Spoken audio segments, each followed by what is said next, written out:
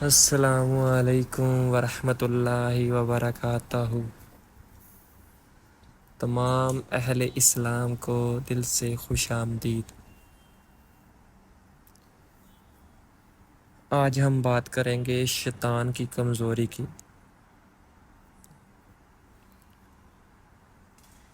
میرے رسول کریم صلی اللہ علیہ وآلہ وسلم نے شیطان کو دیکھا اور بہت ہی کمزور پایا اور پوچھا آپ صلی اللہ علیہ وآلہ وسلم نے، یہ تیرا کیا حال ہو گیا؟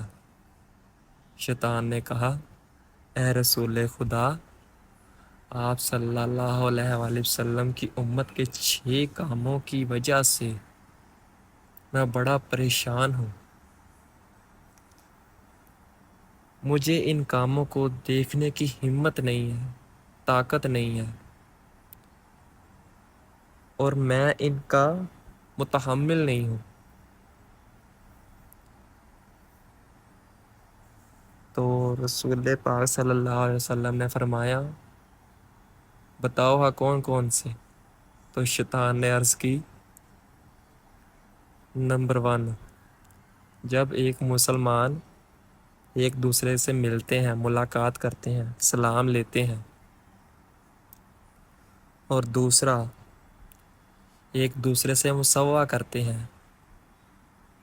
اور تیسرا ہر کام کا ارادہ کرنے کے بعد انشاءاللہ کرتے ہیں، اپنے اللہ پہ بھروسہ کرتے ہیں، اور نمبر 4، گناہ ہو جائے تو استغفر اللہ کہتے ہیں، معافی مانگتے ہیں۔